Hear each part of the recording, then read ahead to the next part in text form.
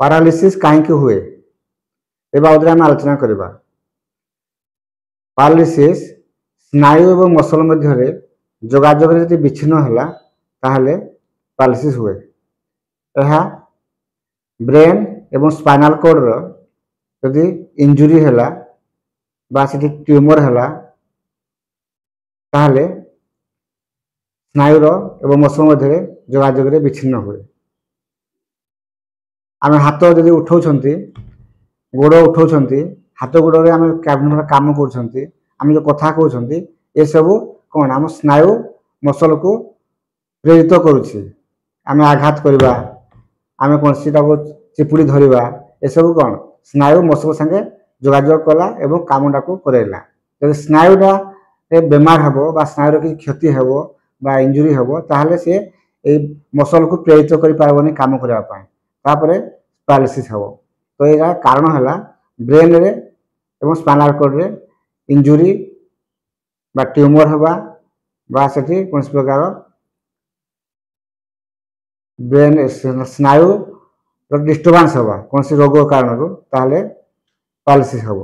ବ୍ରେନ୍ରେ ଯଦି ଷ୍ଟ୍ରୋକ୍ ହେଲା ତାହେଲେ ମଧ୍ୟ ପାରାଲିସିସ୍ ହେବ। ବ୍ରେନ୍ରେ ଷ୍ଟ୍ରୋକ୍ ମାନେ ବ୍ରେନ୍ରେ ଶିରା ଯଦି ଫାଟିଯିବ ଏବଂ ରକ୍ତ ଜମା ହେଇଯିବ ତାହେଲେ ସେ ଜାଗାରେ ବ୍ଲକ୍ ହେବ ଏବଂ ବ୍ଲକେଜ୍ ହେଲେ ସ୍ନାୟୁଟା ମସଲକୁ ଠିକ୍ ଭାବରେ ତାର କାମ ପାଇଁ ପ୍ରେରିତ କରିପାରିବ ନାହିଁ ଏବଂ ପାରାଲିସିସ୍ ହେବ।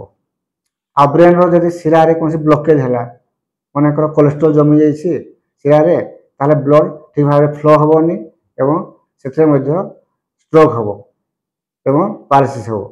ତାହେଲେ ଆମର ପାରାଲିସିସ୍ର କାରଣ ହେଉଛି ଅନେକ ପ୍ରକାର, ଯେମିତିକି ବ୍ରେନ୍ ଏବଂ ସ୍ପାଇନାଲ କର୍ଡରେ ବିଭିନ୍ନ ପ୍ରକାର ରୋଗରୁ ହେଉ, ଇଞ୍ଜୁରି ହେଉ ବା ଟ୍ୟୁମରରୁ ହେଉ, ତାହେଲେ କିମ୍ବା ଷ୍ଟ୍ରୋକ୍ରୁ ହେଉ ପାରାଲିସିସ୍ ହେଉଛି।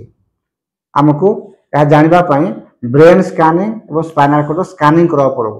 ସ୍କାନିଂ କଲେ ଧରାପଡ଼ିବ ଯେ କେଉଁ କାରଣରୁ ପେସେଣ୍ଟର ପାରାଲିସିସ୍ ହେଇଛି ଏବଂ କାରଣ ଅନୁସାରେ ଯଦି ଆମେ ଚିକିତ୍ସା କରିବା ତାହେଲେ ପେସେଣ୍ଟ ଭଲ ହେବ। କିନ୍ତୁ ଯଦି ବିଳମ୍ବ କରାଯାଏ ତାହେଲେ ପେସେଣ୍ଟକୁ ଚେଷ୍ଟା କଲେ ମଧ୍ୟ ପେସେଣ୍ଟ ଠିକ୍ ଭାବେ ଭଲ ହେବ ନାହିଁ।